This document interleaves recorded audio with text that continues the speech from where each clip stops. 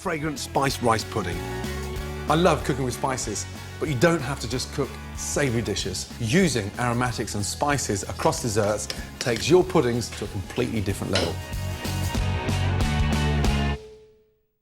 First off, our spices. This is a fresh vanilla pod, fragrant and packed full of flavour. Use the back of the knife and flatten it. That removes all those little seeds off the skin of the vanilla pod. Take your knife, slice down the middle, and then when you open that up, the smell is incredible. Take the tip of the knife and you scrape inside, and look, all those seeds dying to come out. That is incredible. There are thousands of seeds still ingrained to the pod, so put them in to the casserole. Cardamom, powerful, spicy. Take 2 little pods, place your knife on top, and lightly crack them.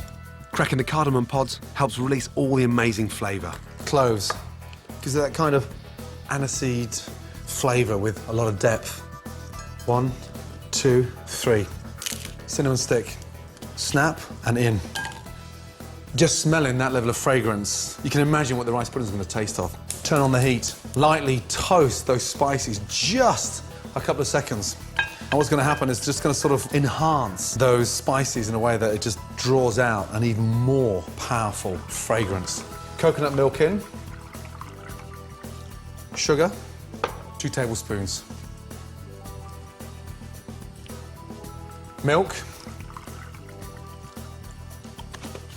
And then a couple of tablespoons of cream. Bring it slowly to the boil to allow the flavours to infuse.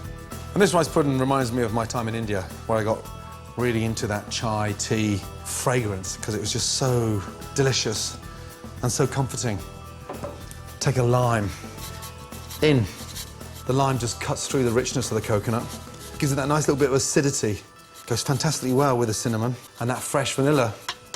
Nice. Have a taste.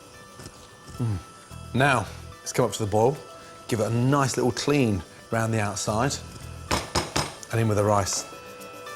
Use 200 grams of pudding rice. Don't wash it beforehand because the starch helps thicken the rice pudding in the oven. And just turn that down to a light simmer. And the pudding rice starts to open up and it absorbs all that coconut, vanilla, cardamom, clove, and cinnamon. Bring it up to the boil gently and cook it out for 3 to 5 minutes.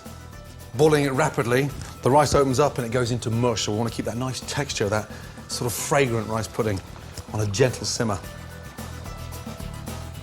Next, a little luxury. I'm going to show you how I take this simple, delicious, aromatic rice pudding to a completely different level. Here's what I do. Take 2 egg yolks, separate them. Now give that a really nice whisk.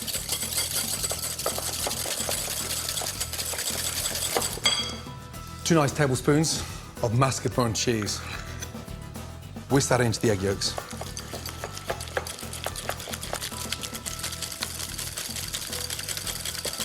Just so it's nice and smooth. It's almost like finishing the rice pudding in a delicious custard. Turn off the gas, add that into the rice pudding. And what happens, it starts to enrich and really thicken this rice pudding and takes it to a completely different level. The rice is still not cooked, but it's starting to go nice and soft. You can just see how it's opening up. But look, it's like rich, aromatic lava bubbling away. Finally, grate more citrus zest. The lime on top. Roasted, caramelised lime zest on top of a rice pudding is phenomenal. Then put it in the oven for 15 minutes at 200 degrees to finish cooking the rice and develop the intensely aromatic flavours. Look at that. An incredibly fragrant rice pudding. How beautiful does that look? Spices are a brilliant way of helping classic dishes come alive. I'll guarantee you'll never ever have had a rice pudding like this before. Get the beef and start placing it around the salad. Saffron is the most expensive spice in the world, made from the dried stigma of crocus flowers.